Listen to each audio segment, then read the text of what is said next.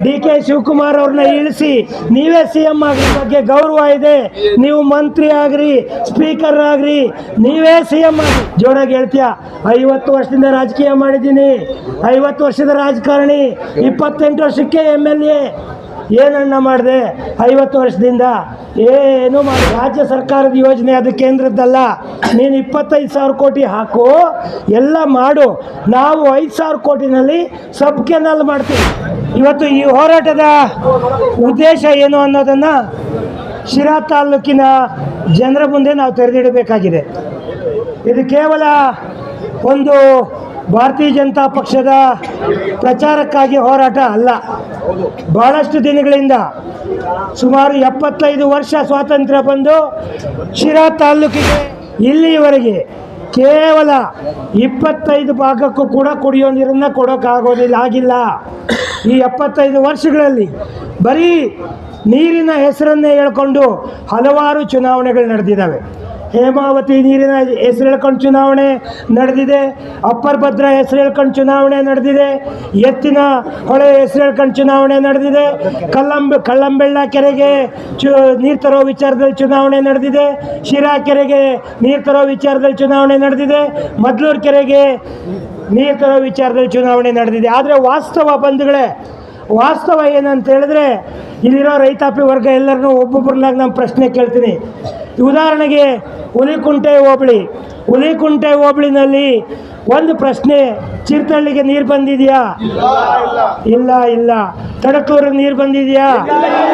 ಕರೇತಿನಹಳ್ಳಿಗೆ ನೀರು ಬಂದಿದೆಯಾ? ಕಲ್ಗಾನಹಳ್ಳಿಗೆ ನೀರು ಬಂದಿದೆಯಾ? ಕಾಟ್ನಹಳ್ಳಿಗೆ ನೀರು ಬಂದಿದೆಯಾ? ಆರೋಗ್ಯರಿಗೆ ನೀರು ಬಂದಿದೆಯಾ? ಎಲ್ಪೇನಹಳ್ಳಿಗೆ ನೀರು ಬಂದಿದೆಯಾ? ಆರೋಗ್ಯರಿಗೆ ನೀರು ಬಂದಿದೆಯಾ? ಬೀರ್ನಹಳ್ಳಿಗೆ ನೀರು ಬಂದಿದೆಯಾ? ಬಕ್ನಡಿಗೆ ನೀರು ಬಂದಿದೆಯಾ? ಗೋಣಿಹಳ್ಳಿಗೆ ನೀರು ಬಂದಿದೆಯಾ? ಎಲ್ಲ ಗೋಣಿಹಳ್ಳಿ ಅವರು ಎಲ್ಲ ಇದ್ದಾರೆ, ಹುಲಿಕುಂಟೆ ಹೋಬಳಿ ಅವರು ಇದ್ದಾರೆ. ಬಡಮಾರ್ನಹಳ್ಳಿಗೆ ನೀರು ಬಂದಿದೆಯಾ? ದ್ವಾರನಕುಂಟೆಗೆ ನೀರು ಬಂದಿದೆಯಾ? ಚಂಗಾವರಕ್ಕೆ ನೀರು ಬಂದಿದೆಯಾ? ಎಂತೆಗೆ ನೀರು ಬಂದಿದೆಯಾ? ಅಣ್ಣ ಜಯಚಂದ್ರಣ್ಣ, ಎಲ್ಲಿ ಕೊಟ್ಟಣ್ಣ ನೀರಂಗಾದ್ರೆ? ಬೆಟ್ಟಪ್ಪನಹಳ್ಳಿಗೆ ನೀರು ಬಂದಿದೆಯಾ? ಇನ್ನು ಗೌಡ್ಗೆರೆ ಹೋಬಳಿಗೆ ಬರೋಣ. ಗೌಡ್ಗೆರೆ ಹೋಬಳಿ ಇಡೀ ಹೋಬಳಿಗೆ ನೀರು ಬಂದಿಲ್ಲ. ಯಾವ ಇದಕ್ಕೂ ಕೂಡ ನೀರು ಬಂದಿಲ್ಲ. ಗೌಡ್ಗೆರೆ ಹೋಬಳಿ ಗುಂಡಪ್ಪ ಚಿಕ್ಕನಹಳ್ಳಿಗಿದೆಯಾ? ನಾದೂರ್ಗಿದೆಯಾ? ಕಾಮಗೊಂಡಹಳ್ಳಿಗಿದೆಯಾ? ಯಮದರೆಗಿದೆಯಾ? ಗುಂಡಪ್ಪ ಚಿಕ್ಕನಹಳ್ಳಿಗಿದೆಯಾ? ಬೇವನಹಳ್ಳಿಗಿದೆಯಾ? ಚಂಗಾವರ್ಕಿದೆಯಾ? ಹೊಸೂರ್ಗಿದೆಯಾ? ಏರೂರ್ಗಿದೆಯಾ? ಹುಣಸೆಹಳ್ಳಿಗಿದೆಯಾ? ಉದ್ರಾಮನಹಳ್ಳಿಗಿದೆಯಾ? ನಾರಾಯಣಪುರಕ್ಕಿದೆಯಾ? ಬಿ ನಾರಾಯಣಪುರಕ್ಕಿದೆಯಾ? ಸಿ ನಾರಾಯಣಪುರಕ್ಕಿದೆಯಾ? ಎ ನಾರಾಯಣಪುರಕ್ಕಿದೆಯಾ? ಯಾವ ನಾರಾಯಣಪುರಕ್ಕೂ ನೀರಿಲ್ಲ.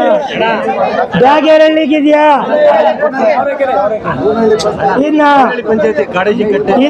ಇನ್ನ ಶಿರಾ ತಾಲೂಕಲ್ಲಿ ಕಸ್ಬಾ ಹೋಬಳಿಗೆ ಬರೋಣ. ಕಸ್ಬಾ ಹೋಬಳಿನಲ್ಲಿ ಶಿರಾ ಕುಡಿಯೋ ನೀರನ್ನು ಬಿಟ್ರೆ ಪಕ್ಕದಲ್ಲಿರೋ ಲಕ್ಷ್ಮೀ ಸಾಗರ ಗ್ರಾಮ ಪಂಚಾಯತಿಗೆ ಬಂದಿದೆಯಾ? ಬೂನಹಳ್ಳಿ ಪಂಚಾಯತಿಗೆ ಬಂದಿದೆಯಾ? ಈ ಕಡೆ ವನಗೊಂಡಹಳ್ಳಿ ಪಂಚಾಯತಿಗೆ ಇದೆಯಾ? ರತ್ನಸಂದ್ರ ಪಂಚಾಯತಿಗೆ ಇದೆಯಾ? ಚಿಕ್ಕಸಂದ್ರ ಕೆರೆಗೆ ಬಂದಿದೆಯಾ? ಮೂಗನಹಳ್ಳಿ ಕೆರೆಗೆ ಐತಾ? ಯಾವ ಕೆರೆಗೂ ಇಲ್ಲ. ಇನ್ನು ಆ ಕಡೆ ನಾವು ಕಳ್ಳಂಬೆಳ್ಳ ಹೋಬಳಿಗೆ ಹೋದ್ರೆ ತರೂರು ಕೆರೆಗೆ ನೀರಿದೆಯಾ? ಸಂದ್ರ ಇದೆಯಾ? ತಾಳಗುಂದ ಇದೆಯಾ? ಇದು ಚಿನ್ನನಹಳ್ಳಿಗಿದೆಯಾ?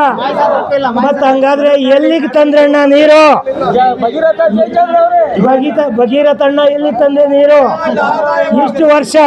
ಇಷ್ಟು ವರ್ಷ ರಾಜಕೀಯ ಮಾಡಿದ್ದೀರಾ.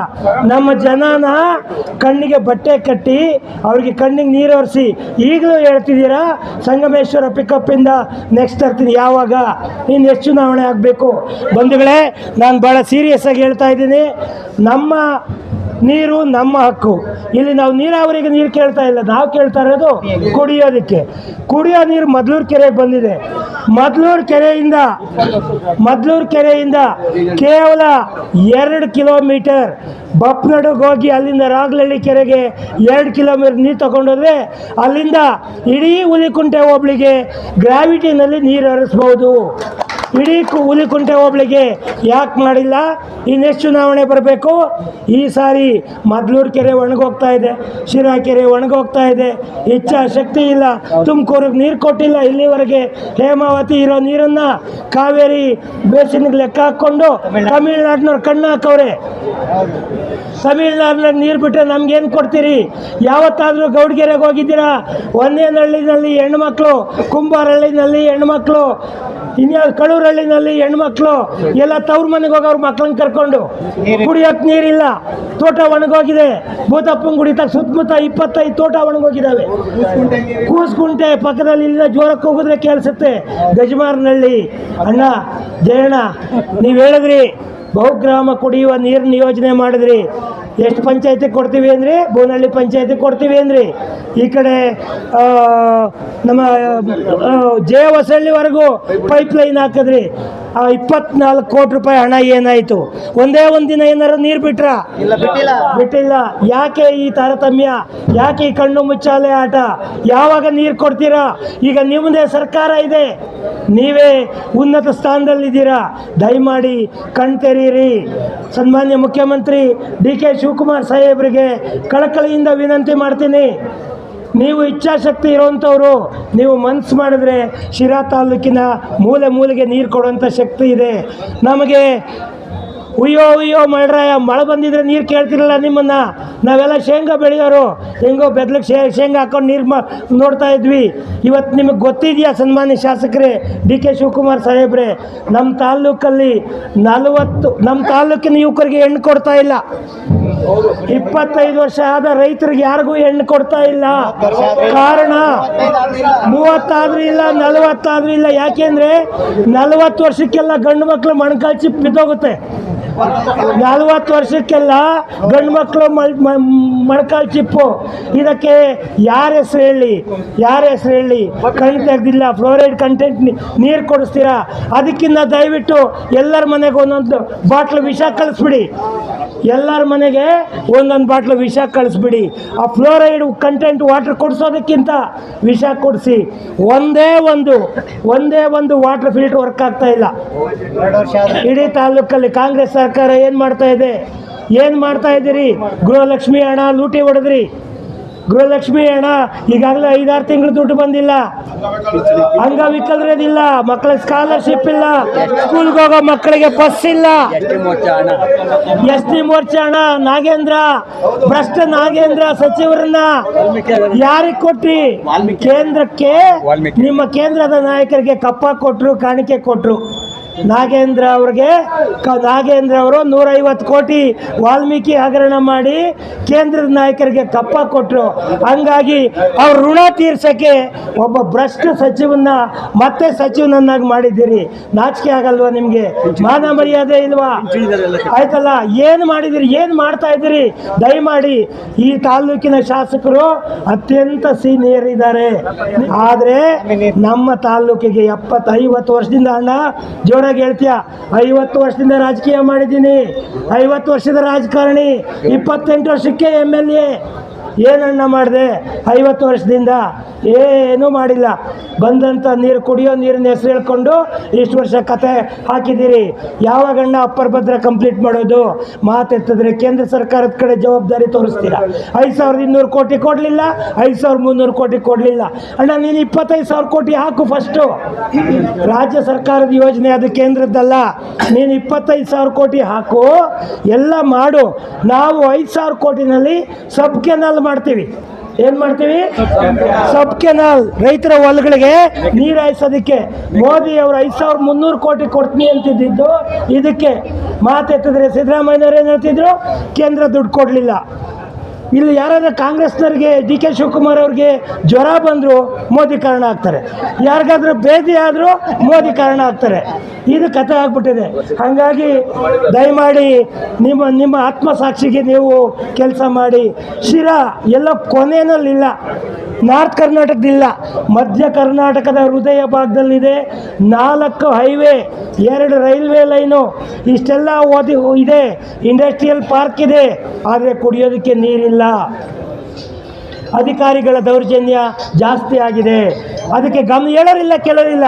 ಈ ತಾಲೂಕಲ್ಲಿ ಕಳೆದ ಒಂದು ವರ್ಷದಿಂದ ಸನ್ಮಾನ್ಯ ಶಾಸಕರು ನಾನು ಮಂತ್ರಿ ಆಗ್ತೀನಿ ಅಣ್ಣ ನೀನು ಮಂತ್ರಿ ಆಗಣ್ಣ, ನಮಗೆ ಗೊತ್ತಿದೆ ನೀವು ಮಂತ್ರಿ ಆಗಲಿಲ್ಲ ಅಂದರೆ ಅದಕ್ಕೆ 100 ಪಟ್ಟು ಕೆಲಸ ಮಾಡ್ತೀರಾ.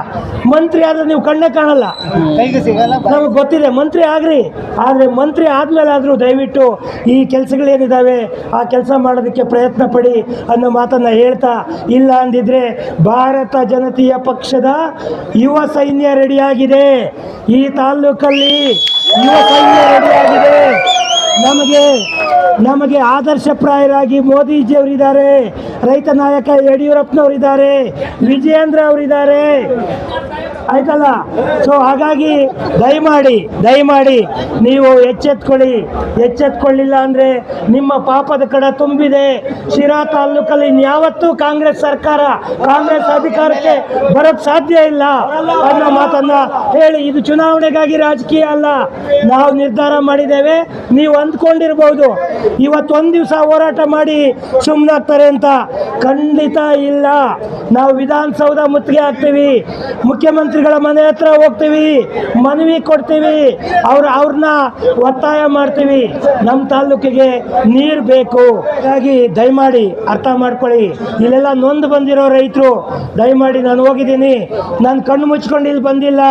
ನಾನು ಗಜಮಾರನಹಳ್ಳಿಗೆ ಹೋಗಿದ್ದೀನಿ, ಯಾವ ನಮ್ಮ ಗೌಡಗೆರೆ ಹೋಬಳಿ ಇದೆ, ನಾನು ಪ್ರವಾಸ ಮಾಡಿ ಬಂದಿದ್ದೇನೆ. ಹುಲಿಕುಂಟೆ ಹೋಬಳಿ ಪ್ರವಾಸ ಮಾಡಿ ಬಂದಿದ್ದೇನೆ. ರೈತರ ತೋಟ ಒಣಗೋಗ್ತಾ ಇದೆ. ನೀವೇನಾದರೂ ನೀರು ಕೊಡಲಿಲ್ಲ ಅಂದರೆ ನಾವೆಲ್ಲ ಗುಳೆ ಹೋಗಬೇಕಾಗುತ್ತೆ ಅಂತ ಪರಿಸ್ಥಿತಿ ಬರುತ್ತೆ.